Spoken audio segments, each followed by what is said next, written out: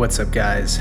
Back again with another workout, and I'm back to discuss a topic that I feel is pretty relevant and that a lot of you guys can really relate to. And that is the topic of motivation or lack thereof. In fact, probably one of the most common things that people ask me about or have questions about is, how do I find the motivation to work out consistently?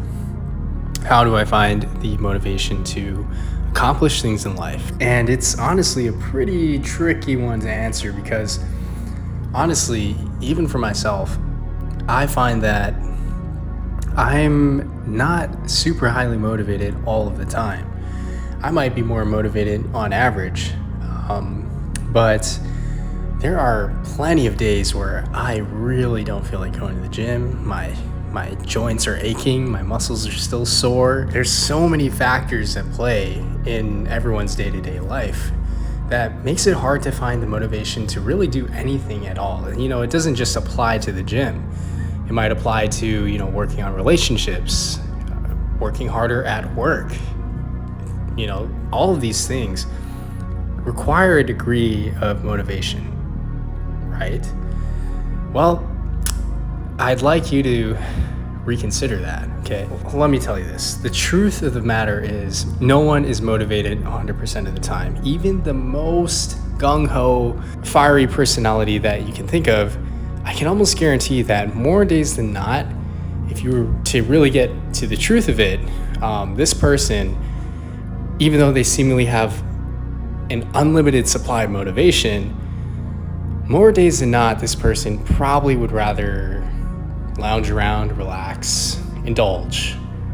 However, this is where a more important concept comes into play. And this is discipline, okay? And I talk about this a lot, but it's great to have motivation. It feels amazing, especially, for a heavy leg day, okay?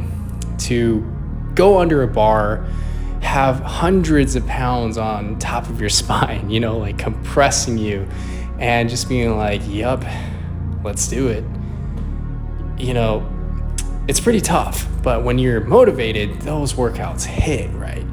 You're fired up, you're hyped up, and you're ready to just crush the weights. And it feels like you're fighting off a bear or something, and it's super primal. It's a great feeling, right, to have that motivation. But more often than not, when reality sinks in and you're really, really tired and there's not that much motivation to have huge legs, right? It's gonna be pretty tough to drag yourself to the gym to get yourself under that barbell with hundreds of pounds on your neck and go down and press up, right? That takes discipline. It's not motivation at that point. Motivation can only get you so far in life. And, obviously I know that training legs is super important for your overall physique, overall health, especially, as you get older. Your legs are really the greatest indicator of your health because working as a nurse, a lot of hospitalizations, a lot of the reason why elderly people end up in nursing homes is because they fall a lot. That's just the truth of the matter. It's because their legs are weak, because they don't even lift, bruh. But yeah, I digress. Back to motivation, right?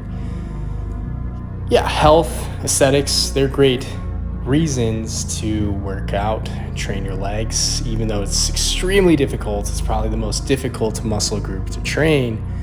Those are great motivations to train, but obviously that flame dies out after a while for anyone, and you have to fight to keep that flame alive. And what keeps that flame, fanned and alive until it has another reignition and burst? That's discipline. That's what connects you from one large flame to the next so that the light never goes out, right? It's this mental strength where it's going to suck, but you You tell yourself that you have to do it anyway, okay? So what are some practical ways that you can deal with having no motivation? Because having no motivation, if I'm going to be honest with you, it's not an excuse to not achieve everything that you've ever wanted to, okay? It's simply not an excuse, because even the greats aren't motivated all the time, okay? I just want you to remember that. So I would say the most practical advice that I can give you is not to rely on motivation.